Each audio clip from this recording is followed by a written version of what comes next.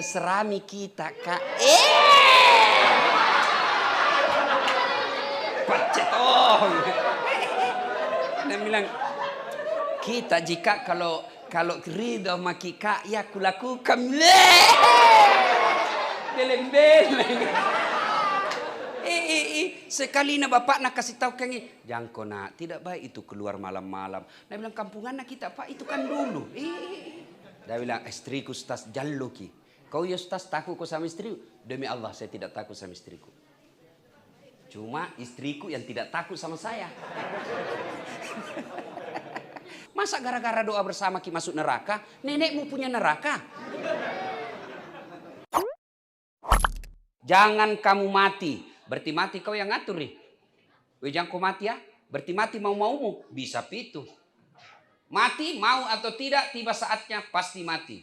Orang kaya. Mati. Orang miskin. Mati. Raja-raja. Mati. Rakyat biasa. Mati. Janda. Mati. Mati semua. So, semua mati. Berarti bukan masalah mati. Yang jadi masalah bagaimana kondisimu mati. Ada orang mati dalam keadaan sholat. Saya tadi lihat di medsos. Di Instagram. Ada lagi sholat, meninggal. Ada baru-baru di depan kantor gubernur, masjid, khutbah, ceramah duhur, meninggal. Ada juga yang lagi tawaf, meninggal. Dan tidak sedikit yang lagi teler, baik minum ballo, mati. Tuh, ada juga begitu. Ayat ini diingatkan, hati-hati.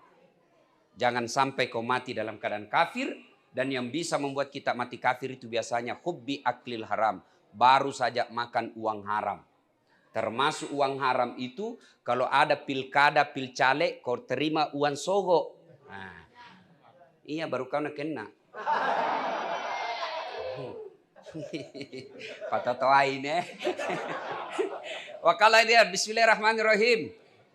Ya ayyuhalladzina amanu dukhulu fis-silmi kaffatan wa la tattabi'u khutuwatis syaitan innahu lakum adu mubin. Wahai orang-orang yang beriman, masuklah engkau ke dalam Islam secara sempurna dan janganlah engkau ikuti langkah-langkah setan karena sesungguhnya setan itu musuh yang nyata bagi kalian.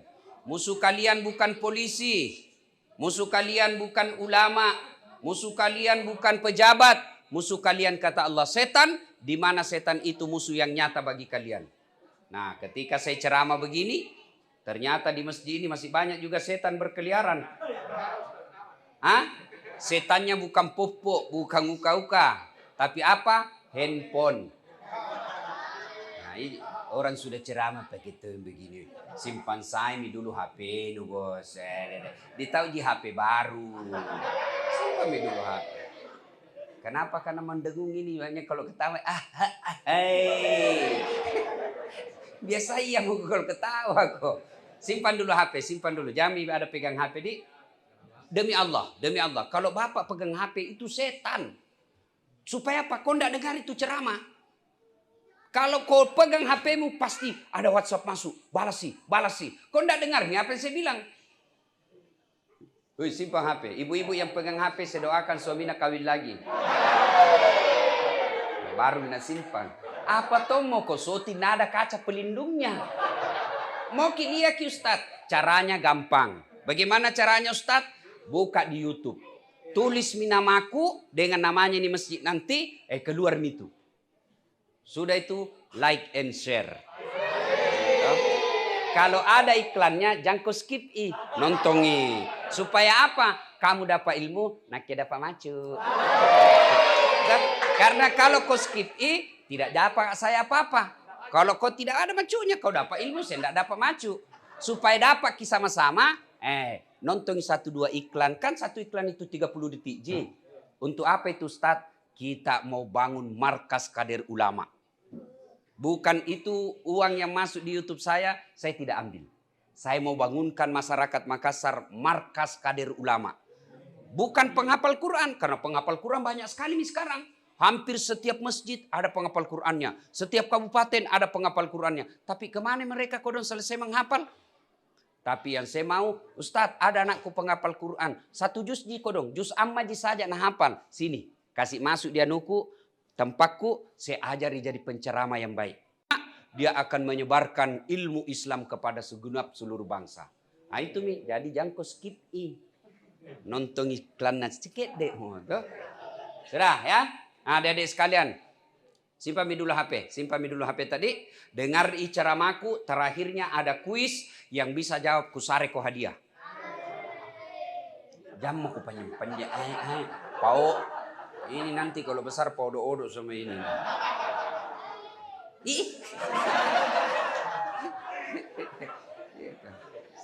Jadi begini, suatu ketika saya diundang pergi ceramah di Tanah Bumbu. Bupatinya yang undang ke waktu itu, khutbah Jumat. Selesai saya khutbah Jumat, selesai berdoa, tiba-tiba ada orang datang, nah pegang pahaku, menangis sih. Dia bilang, Ustaz, doakan Kak. Kenapa Ki? Nah bilang, ini Ustaz bangkrut kaku dong. 4 tahun mak merantau dari Sulawesi, tapi 2 bulan terakhir ini habis. Sebelum COVID ini, bangkrut saya Ustaz. Coba dibilang bangkrut saja, tidak masalah. Tapi banyak utangku. Nah kejar-kejar mah ini orang di kampung ini, mau nak potong. Mau kak pulang kampung, malu 4 tahun merantau, pulang bawa utang. Tinggal Kak, nah kejar-kejar ke orang. Tolong saya Kak Kodong, doakan saya, kasih saya amalan. Saya bilang, baik Pak, sebelum saya doakan Ki, sini Ki dulu, saya tanya Ki, jujur Ki jawab ini ya? Jujur. Iya Ustaz. 1, saya tanya Ki, jawab Ki jujur. Bagaimana sholat tak selama ini? Dia bilang, wih itu Ustaz, Kak Jumat jiku pergi. Itu poin paling terlambat Kak datang, paling cepat pulang. Orang khotbah saya tidur. Saya bilang, 1 di dalam hatiku, 1 di salana. 2, saya tanya lagi. Bagaimana penghormatanmu kepada orang tuamu selama ini? Dia bilang, wah selama saya merantau Ustaz 4 tahun tidak pernah Kak pulang kampung. Dalam hatiku itu Mi, 2 Mi. Pertanyaan ketiga, jawab dengan jujur. Bagaimana penghormatanmu kepada istrimu selama ini?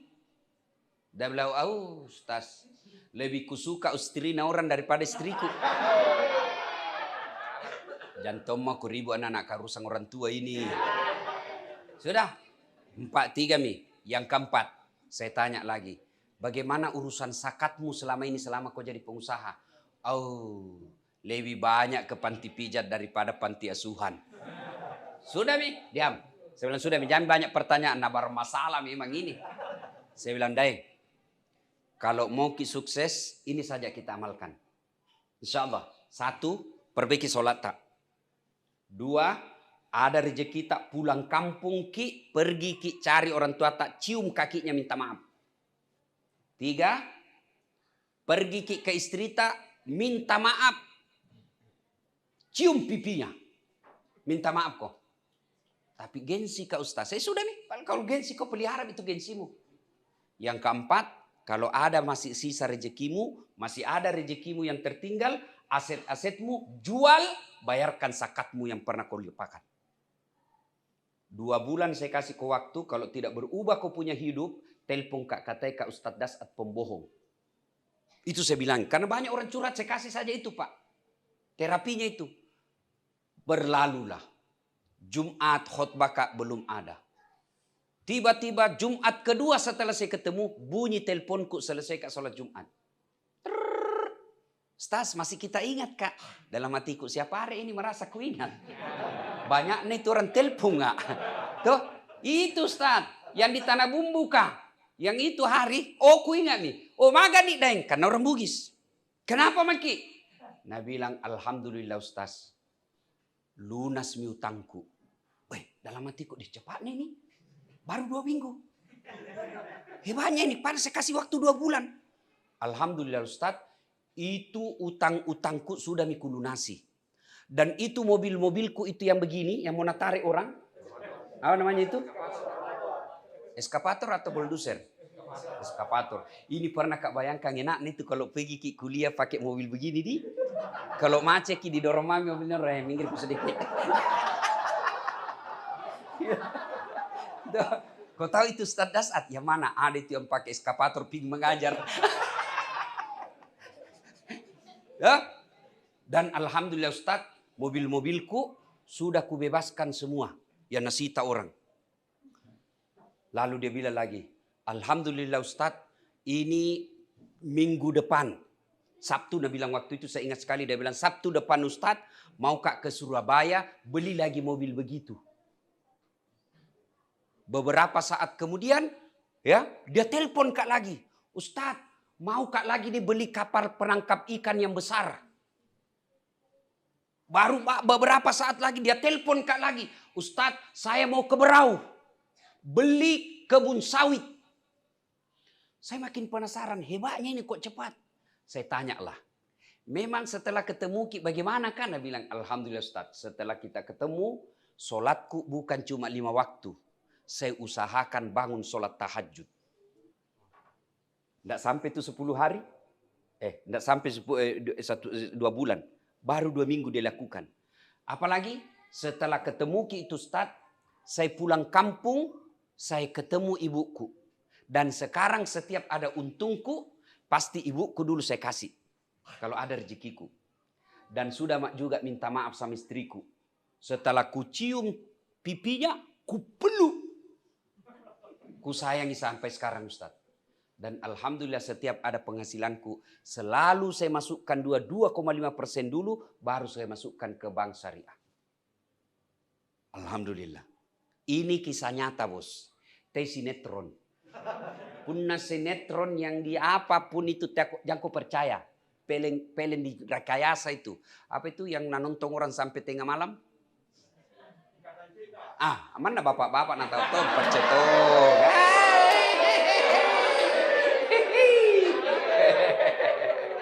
Iya toh. Nah, itu di karang-karang. Kalau ini kisah nyata. Artinya apa? Ini kita lagi pandemi sekarang. Toko tutup. Puna ditutup saja tidak masalah. Tapi nak kejar kredit.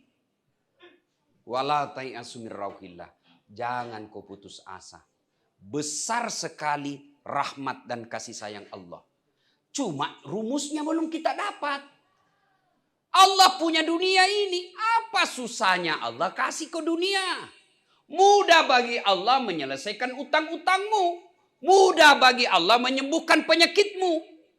Asam urat, kolesterol. Nadati mi puangnya jaji. Ada di sini asam urat. Ini sudah muka-muka sakaratil maut ngasing ini. Nah, ada banyak. Bukan dokter yang hebat sembuhkan kamu, bukan. Allah.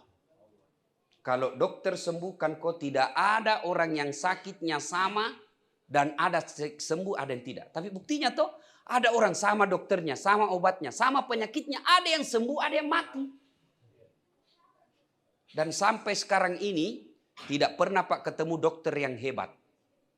Kenapa? Setiap saya ke rumah sakit, saya tonji kasih tahu penyakitku. Ya begitu pikir dokter. Assalamualaikum Ustaz. Waalaikumsalam.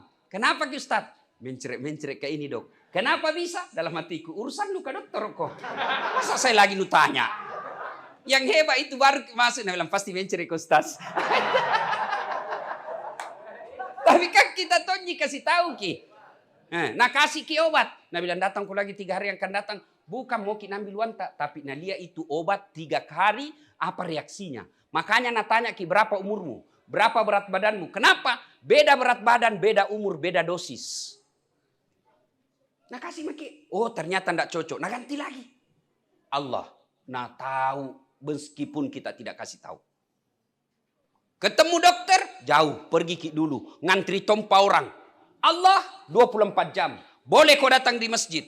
Boleh kau di rumahmu. Boleh di warung kopi. Boleh di warkop. Boleh di rumah makan. Boleh di pinggir jalan kau berdoa. Boleh. Allah di mana saja boleh kita temui. Tapi wali kota. Apa setiap saat boleh ditemui? Pak Camat, Pak Lurah. Bagus kita ini kedatang di masjid. Pak apa itu? RT atau Pak Lurah? Hah? Oh Pak Lurah, Pak Lurah. Pak Lurah. Pak Lurah itu toh? Alhamdulillah. Datang. Keliling mak saya di masjid-masjid. Ada Pak Lurah hadir nanti. Hadir karena nak kontrol ko. Make ko masker. Tuh. Nah. Satu. Semua orang punya masalah dalam masalah pandemi ini. Maka rumusnya dekati Allah. Cara mendekati Allah, pertama pakesingi sempajamu.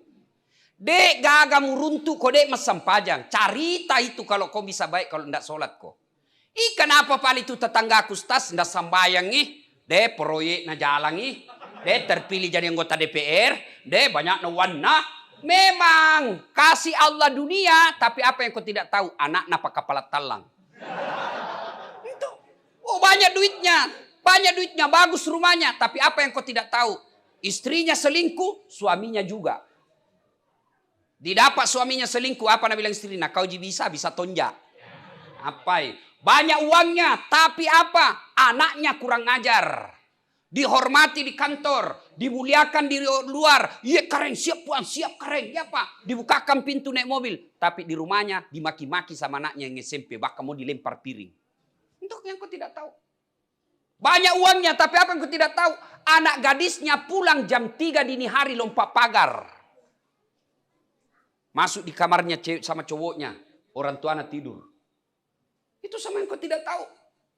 Betul dia tahu rumahnya ngontrak-ngontrak. Tapi rajin berjamaah di masjid. Tidak punya rumah sampai sekarang. Tapi istrinya sopan sama suaminya. Tidak pernah ada bantah. Allah kasih itu kenikmatan. Matan nyawana. Memang dia ngontrak-ngontrak. Tapi apa yang kau tidak tahu? Anaknya tahu tidak pernah nasakiti hatinya orang tuanya. Itu. Betul tahu rumahnya ngontrak-ngontrak. Tapi apa? Alhamdulillah tenang perasaannya karena selalu datang di masjid. Maka ibu-ibu kalau banyak masalah di rumah tak, jangan mau kau cari kambing hitam. Lebih baik kau periksa solatmu. Bagaimana solatmu? Sembayang jangan ke Ustaz. Tahu jangan kau sembayang kau. Tapi tidak ikhlas kau cika. Hayya ala salat. Asar misede. Barusan rasa sembahyang duhur. Tidak ikhlas. Saya sholat Ustaz. Betul sholat kok tapi main-main. Allahu Akbar. Iyyaka na'budu wa iyyaka nasta'in.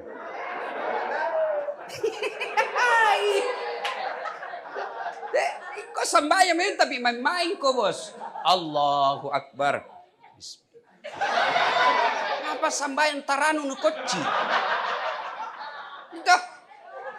Maka kalau ada masalah rumah tanggamu, lebih baik kau koreksi. Kenapa sholatku? Bagus gini sholatku. Allahu Akbar. Apa nak sembahyang mak keju-keju? Ketawa gitu karena kita semua begitu toh. Nah, maka bapak saudaraku yang saya muliakan, mari koreksi sholat. Koreksi sholat kita.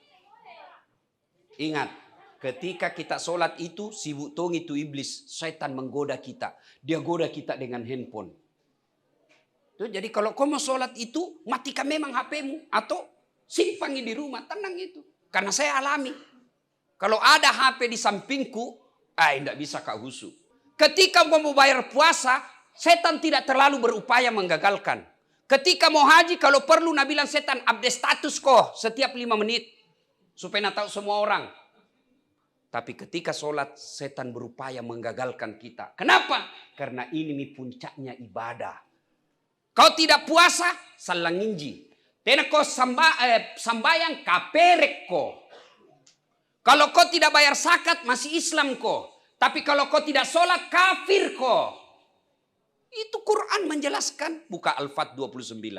Bahkan Imam Syafi'i menghukuminya orang yang balik, dia tidak mau sholat, kau suruh sholat dia tidak mau, kau suruh taubat dia tidak mau, maka ketika dia sholat, ketika dia meninggal, jangan kau sholati jenazahnya. Imam Syafi'i itu berfatwa. Tidak ada fatwa bilang kalau dia tidak haji, jangan kau sholati kalau mati. Sholat, maka saudaraku yang pertama, kunci hari ini, perbaiki sholatmu. Yang kedua, adikku, ini banyak ini anak muda saya lihat ini. Senang saya di masjid ini Pak Dekan. Banyak anak muda. Kalau sungan tuan tua mi Pak. Seperti tadi ya sambutan generasi selamat minjo bos. Amam mi. Nak nakal mi yang begini kak. Tak lewat-lewat mi kalau masih nakal beliau Pak. Tak lewat-lewat mi. Tidak nakal. Toh. Aman beliau, aman. Jadi kalau penghuni masjid yang tua-tua seperti ini, wajar nih toh, bau kubur nih orang bos. Tapi ini kodong yang kecil-kecil begini, ini yang perlu diselamatkan. Karena inilah masa depannya Makassar. Inilah masa depannya Islam. Maka ini anak-anak kita ini. Kalau kalian mau sukses, jangan kau cari muka sama wali kota. Tidak penting itu wali kota. Tidak nak suka ke wali kota, tanam kau hilang jabatannya, tidak ada masalah buat dia. Kalau nak benci kau gubernur, tanam kau tunggu sampai jatuh. Tidak ada masalahnya kalau ganti gubernur. Tapi kalau Allah yang benci kau, Allah yang tidak senang sama kamu, tutup hidupmu. Nah, makanya caranya kalau kau mau baik, pertama perbaiki sholatmu. Rumus kedua, perbaiki hubunganmu sama orang tuamu. Cari, lihat itu orang-orang sukses. Lihat maki, cari. Salah satu, kalau kau tanya, salah satu itu dia punya amal kebaikan, memuliakan orang tuanya. Bagaimana caranya muliakan orang tua? Ini adik-adikku ini. Satu, jangan lalu kau lebih sopan kau sama cowokmu daripada bapakmu. Kayak itu anak-anak sekarang kalau sama cowok, nah ide terserah mi kita kak. Pacet dia bilang, kita jika kalau ridho sama kika, ya kulakukan. Beleng-beleng. Sekali na bapak nak kasih tahu kang jangan kau nak, tidak baik itu keluar malam-malam. Dia bilang kampungan nak kita pak, itu kan dulu. Sama cewek na sopannya. Kalau mama nak telepon nak, jemput saya ke kodon susah bapakmu ini tidak bisa datang jemput. Nah bilang, baru kak pulang ini. Sekali na cowok na, cewek na SMS kak jemput saya kak tunggu misalnya 5 menit saya sampai. Nah bilang baik cowokku saya Ustaz, nanti jemput kak ada mau na dongo. Dengar, adik-adik, kecil buat Allah kasih kau sarjana. Kecil buat Allah kasih kau pekerjaan. Nggak ada susahnya Allah kasih kau rumah. Caranya birrul walidain. Berbuat baik kau sama orang tuamu. Bagaimana cara berbuat baiknya kepada orang tua? Satu, jangan lalu kau bicara lebih kasar bicaramu daripada orang tuamu. Jangan kau bicaramu lebih besar suaramu daripada ibu bapakmu. Nggak bakal itu kau bahagia. Quran sudah jelas mengajarkan. Imma yablughanna indakal kibra ahaduhuma au kilahuma fala takullahuma uff wala tanharhuma wa kullahuma qaulan karima. Apabila kedua orang tuamu sudah lanjut usia, dalam pemeliharaanmu, berserumah sama kamu, hidup sama kamu, jangan kau berkata ah. Ah saja dilarang, apalagi sampai meneteskan air mata orang tua. Ini banyak yang curhat sama saya. Ustaz, kodong ini mamaku katua tinggal di rumah Ustaz. Wede, pan rasu-rasuna Ustaz. Capek kurus ki, tengah malam minta dibelikan es krim. Kan ada kasih begitu mi. Barusan sudah dikasih makan, Nabila laparku nak kasih makan kak. Belum kering itu piringnya. Itu ujian. Kalau kau tabah menghadapi, Allah tersenyum kepadamu. Kalau kau urus orang tuamu yang mulai pikun dan sakit-sakitan, Allah senang sama kamu. Demi Allah saudaraku. Tidak semua Allah kasih pintu mengurus orang tuanya dengan baik. Tidak semua. Saya mau tomak muliakan bapakku. Mau tomak kodong bawa umroh. Mau tomak kasih mobil baiki. Tapi Allah sudah mengambilnya. Lebih dulu sudah ada di alam kubur. Kata yang masih hidup orang tuamu. Itu pintu gampangnya masuk surga. Ini bapak-bapak nih. Jangan sampai ada ki berdosa kepada ibu bapak tak karena takut sama istri tak. Adakah di sini yang takut sama istri nak? Ada? Ada? Adakah?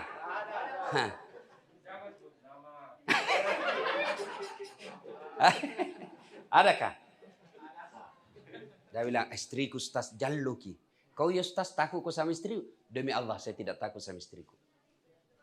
Cuma istriku yang tidak takut sama saya. Pak, kalau ada istri mau ki belikan baju orang tua tak, mau ki kirimkan orang tua tak, pembeli apa kurban, Langsung istri tak marah-marah, nah bilang, apakah itu nasangin bapakmu, mamaknu saja. Terus nurus. Kalau ada begitu kasih tahu Ki. Bilang kalau itu pikiranmu, bulan depan ku bawa kau di kantor pengadilan agama, ku ceraikan kau baik-baik. Ngomong kau begitu, supaya dia tidak kurang ajar keluar mulutnya. Apa mau dia kita takuti? Nah untuk orang tua tak. Kalau untuk pacar tak ya wajar nah lempar Ki. Tapi ini untuk orang tua tak bos. Dia yang kasih sekolah Ki. Dia ajari Ki hak-hak baik. Dia yang ngajari Ki ini salah ini benar. Dia yang besarkan kita. Lalu itu istri, nah dapat Ki sarjana memang Ki. Kerja memang Ki. Ada memang di rumah tak dia datang. Lalu dia mau.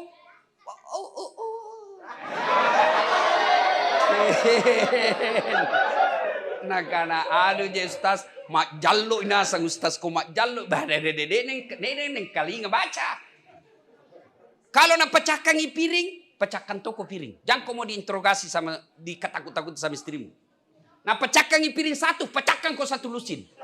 Kenapa? Piring boleh dibeli. Harga diri sebagai suami tidak boleh diinjak-injak. Takbir. Yang takdir itu yang takut sama istrinya.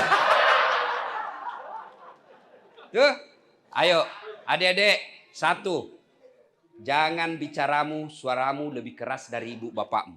Betul. Dua, patuhi perintahnya. Selama perintah itu tidak bertentangan. Buka buku Durratun Nasihin. 10 kewajiban anak kepada orang tua. Berbicara yang lemah lembut. Ketika disuruh wajib selama tidak bertentangan dengan agama. Nah, piko dulu situ nak belajar. Berdosa kok. 2 pelanggaranmu. Kalau kau tidak belajar, kau tidak dapat ilmu. Yang kedua, kau tidak belajar dosa kau sama orang tuamu karena kau tidak ikuti perintahnya. Nah, berhenti kau main game. Kalau kau tetap main game, 2 dosamu. Dosamu main game karena botorok kau. Sekarang anak-anak, hebat tongi pak. Terima telepon nih, nah kasih begini telepon nih.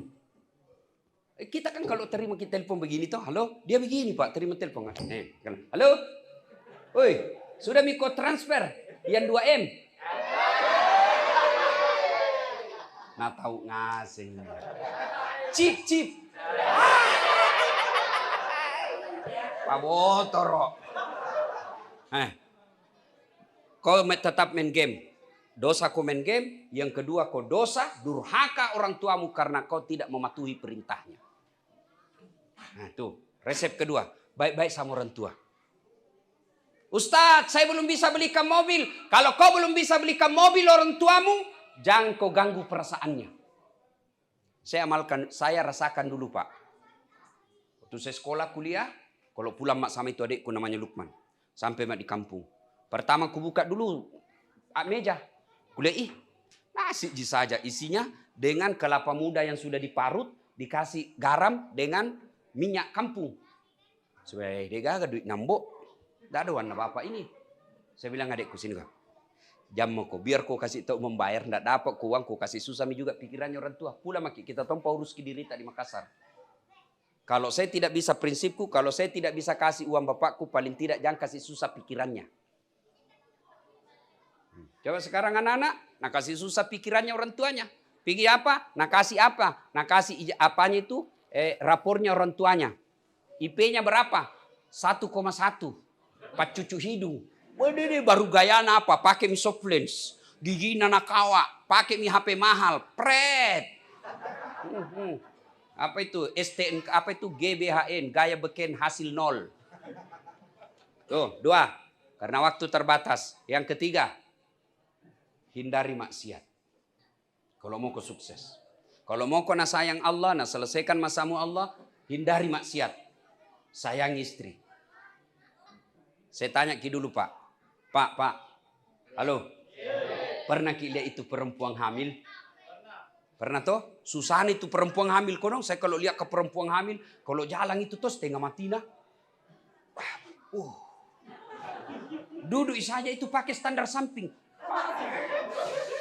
Itu, kalau kita kan jalan jadi mau duduk sambaran gitu. Itu perempuan kalau hamil itu dong. Pernah kita lihat itu perempuan hamil. Pernah lihat perempuan hamil tidur tengkurap. Pernah kita lihat ini pak. Ada pernah. 9 bulan itu kodong. Gaya tidur, gaya pasrah, poso. Itu 9 bulan bos. Kita laki-laki 1 bulan saja tidak tengkurap, pusing ki.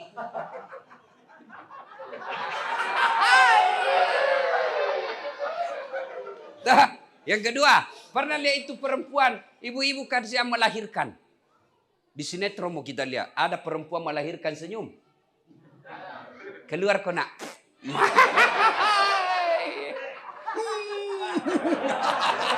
Iya toh.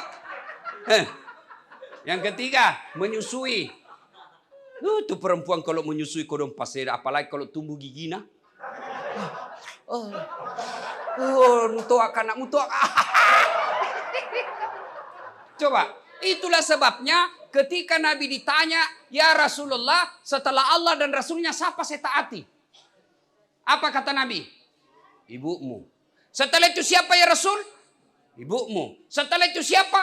Ibumu. Setelah itu bapakmu. Ibu, bapak. 3 ibu, 1 bapak. Salah paham bisa ibu-ibu di luar. Ibumu, bapakmu. Berarti 3 ibu, 1 bapak. 1 bapak, 3 ibu. Otak nak kotor ngasih. Kayak poligami di cerita ini. Kenapa disebut 3 kali? Karena ada 3 beban perempuan yang tidak bakal pernah dirasakan laki-laki. Hamil, melahirkan, menyusui. Itu sebabnya maka disebut 3. Nah sekarang gitu susahnya. Sekarang bapak-bapak saya tanya Ki. Siapa yang mengandung istri? Siapa? Ibunya. Siapa yang lahirkan istri? Ibunya. Siapa yang susu istri tak? Ibunya. Sekarang siapa yang ikuti? Suamina. Nggak ikuti tuh bapaknya kodong nyanda kampung di Sopeng. Nah tinggalkan. Sakit bapaknya sama ibunya. Nah bilang suaminya, jami dulu nak, jami pergi dulu dek. Ini anak tak lagi susah juga. Nah telepon itu kodong orang tuanya. Oh Indo, mak dampak kak kasih melak dekat lisu tapi anakku kasih tesen itu apa nak bilang ibunya? Enggak apa-apa ji nak, enggak sakit ja ini, sehat ja nak. Urus mah ke rumah tanggamu. Jangan kau pikir bapakmu saya bisa urusi. Saya waktu pertama terima gaji sebagai PNS, saya belikan itu emas bapakku, mamaku saya belikan gelang, lalu saya bawa pulang. Saya kasih ibu saya. Nah bilang bapakku, saya masih bisa ongkosi mamamu. Itu gajimu, bawa kau pulang nikmati sendiri. Itu mi hasil jeripayamu selama ini. Coba lihat orang tua. Kalau ditelepon itu tidak pernah merasa Nabi bilang, susah na hidup. Enggak. Selalu kita yakinkan bahwa jangan kau pernah pikirkan saya di orang tuamu di kampung. Pikir mako dirimu, kami bisa urus di kampung ini. Itulah orang tua. Maka adik-adik, kalau mau sukses, muliakan orang tua, hindari maksiat, muliakan istri. Lihat kodong istri tak di luar Lihat kodong. Nah tinggalkan orang tua di kampung, ikut sama suaminya, meskipun suaminya tukang tipu. Berapa banyak perempuan yang curhat sama saya.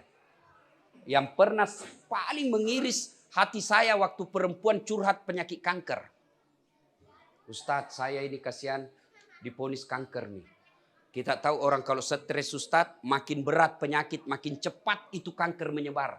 Bagaimana saya tidak stres Ustadz? Saya dapat suamiku selingkuh, nah bawa ke rumah. Nah bawa ke rumah itu perempuan selingkuhannya. Saya berusaha merahasiakan ke anakku. Mau kak minta cerai, belum tentu cerai menyelesaikan masalah buat saya. Mau kak tinggal bertahan seperti ini, sakit kak, makin sakit hati kak, makin hancur badanku. Coba bayangkan, itulah perempuan. Maka bapak-bapak bukan laki-laki terhormat bagi mereka yang menghina istrinya. Tapi cerewek istriku, sabar kok, itu mi jodohmu, siapa kau suruh pilih? Nah bilang baiki dulu, kau salah. Kenapa? Baik dulu, sekarang menjadi tidak baik. Berarti kau gagal didik istrimu. Baiki dulu sebelum saya nikahi. Berarti bapaknya sudah didik dengan baik itu anaknya. Kamu yang gagal didik anaknya orang. Dan ingat pak, kalau istri tidak sholat, istri dipakai jilbab, istri tidak puasa, bapak nanti dicari di akhirat. Sebagai suaminya. Mana ini suaminya ini?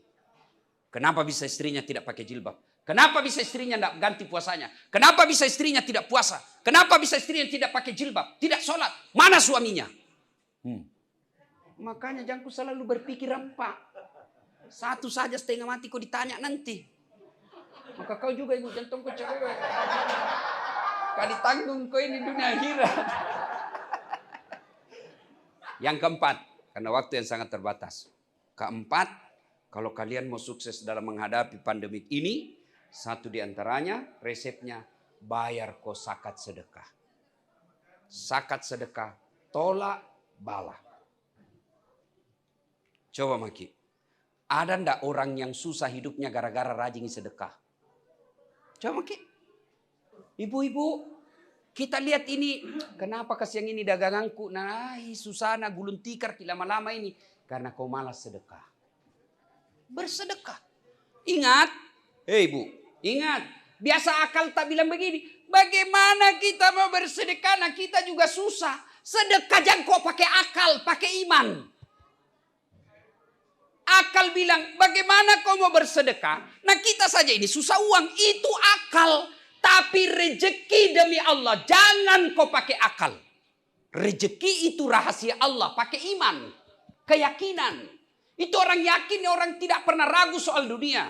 Telu rahasiana pun Allah Ta'ala. Dena wadi mu campuruki. 3 rahasia Allah tidak boleh kau campuri. Biar kau tinggi sekolahmu.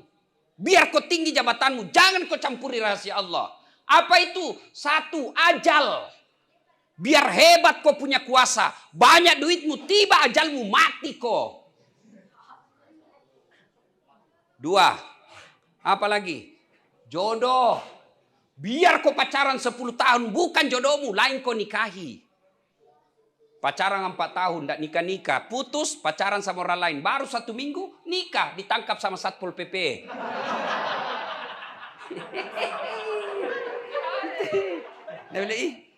Jelek na suaminya, baru cantik na istrinya. Jodoh na orang bos. Rahasia Allah. Yang ketiga, rezeki. Jangan mau kalkulator. Makin mau kalkulator itu penghasilanmu, makin susah rezekimu.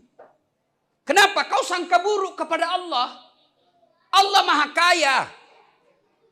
Kan biasa kita tidak mau bersedekah karena kita bilang apa? Bagaimana bulan depan? Kamu yakin masih hidup bulan depan? Kamu yakin Allah tidak kasih kau rezeki?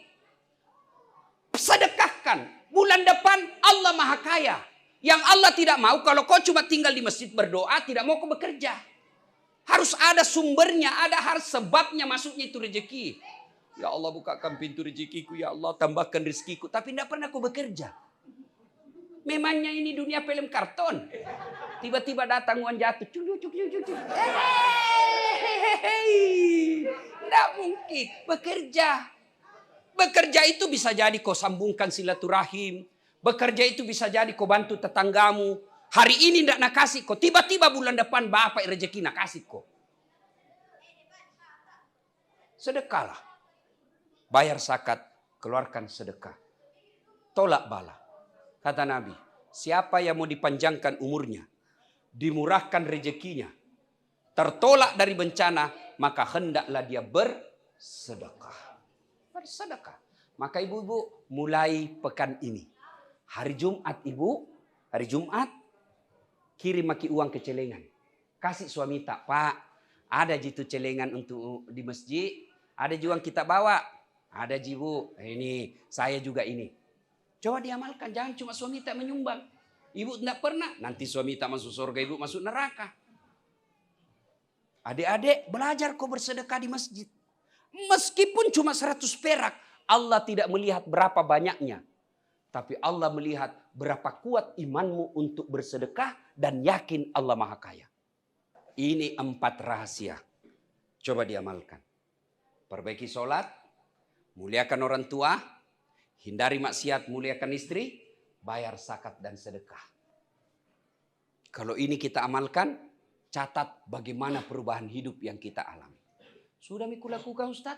Kenapa Allah masih susah ini kurasa hidupku? Berapa lama mi? 2 bulan mi Ustaz? Baru 2 bulan.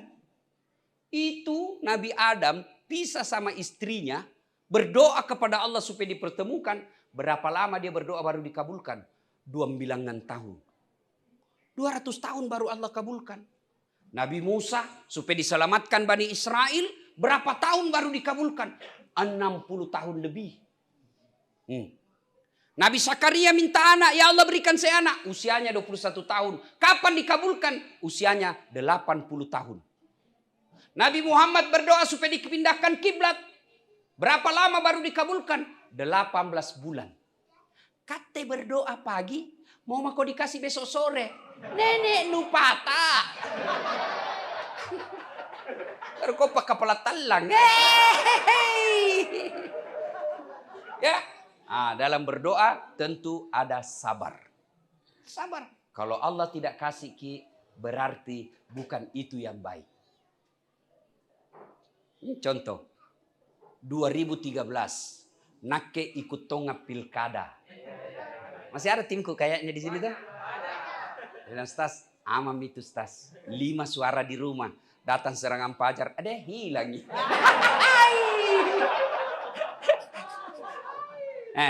Waktu itu saya kecewa kepada Allah. Ya Allah, kenapa kasihan ini? Kau tidak kabulkan keinginanku. Saya cuma mau memberi contoh, begini loh orang kalau jadi pejabat. Begini orang Islam kalau jadi pejabat. Kenapa kau tidak kabulkan? Kalah kau Ustaz? Tidak kalah. Cuma yang menang lebih banyak suaranya. Belum tentu kalah, saya tidak nyatakan kalah. Belum tentu dia lebih hebat dari saya. Cuma lebih banyak suaranya. Kenapa bisa? Wallahu a'lam bishawab. Nah sekarang saya baru tahu.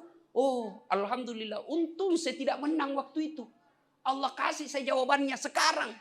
Untung coba saya jadi wakil wali kota waktu itu setengah mati hormat. Bayar tim sukses batu ngasih. Saya dulu Ustaz padahal tidak nadukung gitu datang bawa proposal. Setengah mati hormat. Coba lihat wali kota sekarang. Datang gubernur siapa? Datang menteri siapa? Datang kapolri siapa? Datang presiden siapa?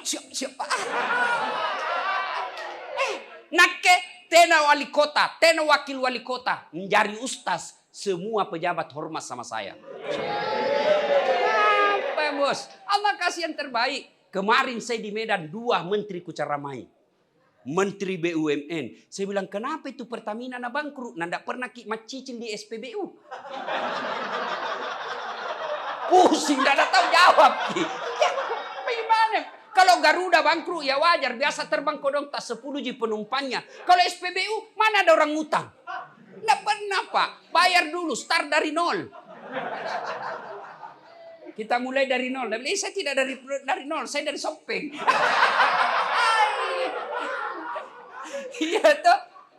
Saya ceramah di depannya Pak. Hormat. Coba saya jadi wali kota kapan? Inake hormat Pak. Diperiksa KPK. Diperiksa polisi. Nake sekarang ku ceramah jo polisi Kak. Jantung kolawang itu polisi bos. Susah hidupmu kalau kau musuhi polisi. Nah carikan kau pasal. Ajak kalau kau. Apa salahku Pak? Tunggu dulu baru ku carikan kau ini. Makanya polisi juga jangan musuhi ulama. Karena kalau kau mati siapa yang kapani kau? Kapolres pun naupa. Maka yang baik ulama doakan polisi menjadi polisi yang baik. Polisi lindungi ulama. Kita bersinergi kerjasama membangun NKRI. Nah, ibu bapak saudara-saudara sekalian. Terakhir sekali. Terakhir. Saya mau tanya dan tolong dijawab. Yang bisa jawab saya kasih hadiah. Ya? Pertanyaannya. Kalau saya bilang saya tidak makan. Jawab. Kalau saya bilang saya tidak makan. Apa artinya? Angkat tangan. Angkat tangan jangan langsung jawab. Angkat tangan. Apa dia? Saya tidak makan. Angkat tangan. Mana itu hadiahnya? Mana? Sebentar pi. Di rumahnya Pak Sakir ku kasih kau hadiah. Kau dulu. Saya tidak makan. Apa artinya? Lapar. 1. Cocokin jo kira-kira. Bapak, saya tidak makan. Apa artinya? Lagi kenyang. 2. Siapa lagi? Saya tidak makan. Apa artinya? Tidak nafsu. Nafsu makan. Yang baju sana. Saya tidak makan. Apa artinya? Lagi puasa. Saya tidak makan. Apa artinya? Puasa sama tadi. Tidak ada yang mau dimakan. Tidak suka. Cocok semua itu. Baru satu kalimat.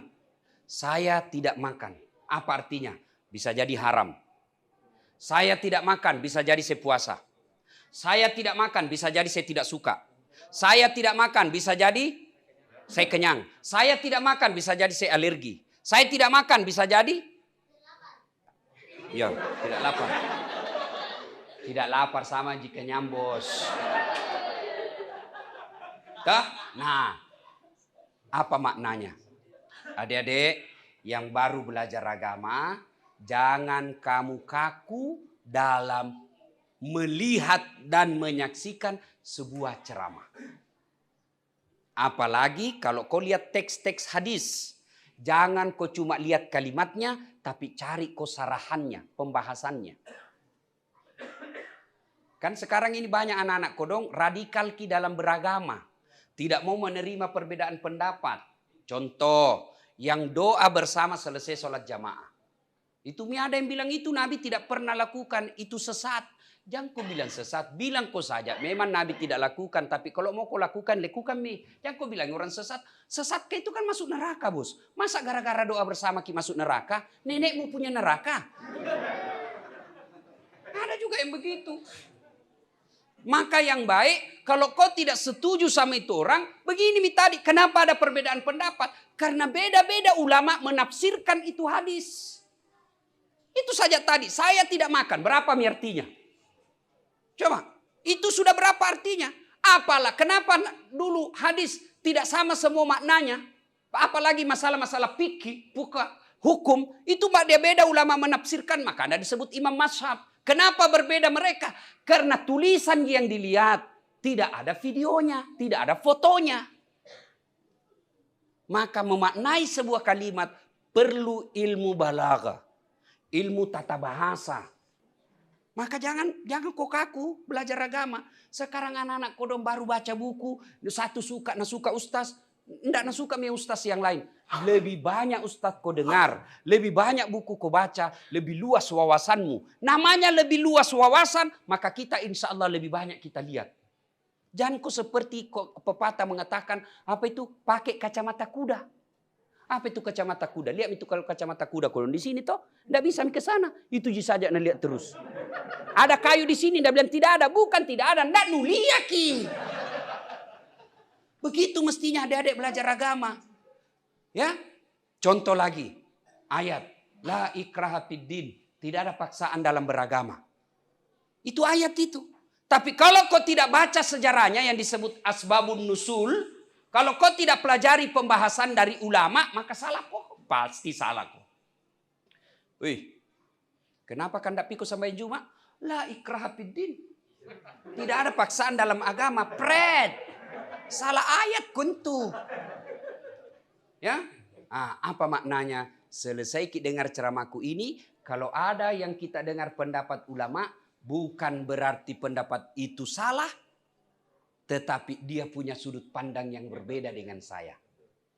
Bisa jadi dia yang benar, pun bisa jadi dia yang salah, saya yang benar. Sebaliknya, bisa jadi saya salah, dia yang benar. Maka dalam beragama, apalagi kalau berkaitan hukum, Allah tidak akan tanya kok. 2 tambah 2 sama dengan berapa? Berapa? 4. Bukan itu pertanyaannya Allah nanti. Tapi Allah akan tanya kamu, 4 itu kamu dapat dari mana?